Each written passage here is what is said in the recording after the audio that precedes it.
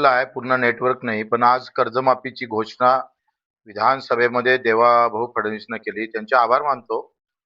पण त्याचसोबत काही त्रुट्या त्याच्यात राहिलेल्या आहे.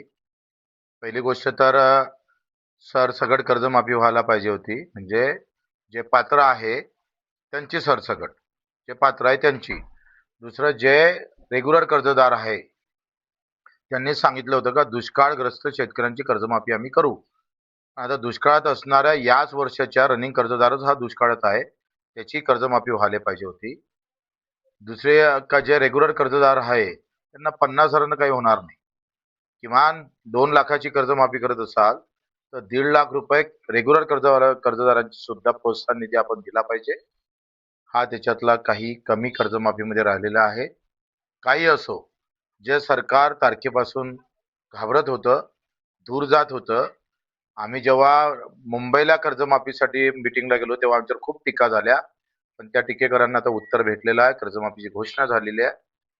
ह्या कर्जमाफीबाबत आता पुढं काय पवित्रा घ्यावा, त्यासाठी मग राजू शेट्टी असेल, नवलेजी असेल, वामनराव चटप असेल किंवा तुपकर असेल किंवा अधिक जे काही शेतकरी संघटनेचे नेते आहे त्यांच्यासोबत आम्ही लगेच 14 किंवा 15ला बैठक घेऊ आणि तिथं निर्णय आम्ही सांगू का नेमकं कशा पद्धतीनं आता सरकारला समोर जायचं.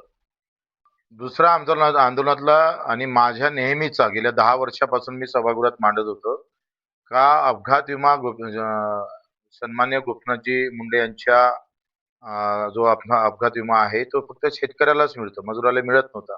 त्यासाठी आमची लढाई गेल्या 10 वर्षापासून चालू होती. या आंदोलनात तो मुद्दा घेतला होता. बैठकीत सुद्धा त्याच्या प्रोसिडिंग मध्ये आलं होतं. तो आता मजुरांना शेतकरी अपघात विमा योजना घेतल्याबद्दल खास करून सरकारचा मी आभार मानतो. त्यांना धन्यवाद देतो.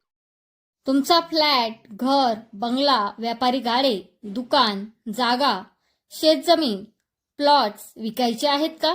विकायचे असतील तर आजच आमच्याशी संपर्क साधा. स्थावर मालमत्ता खरेदी विक्रीसाठी आंबेगाव तालुक्यातील विश्वसनीय नाव म्हणजे सीता प्रॉपर्टीज. आमची वैशिष्ट्ये: जलद व्यवहार, तुमच्या प्रॉपर्टीजची योग्य किंमत, मालक व ग्राहक यांच्यात समोरासमोर पारदर्शक व्यवहार. आमचा संपर्क 7972 82 24 33 व 80 10 25 09 54.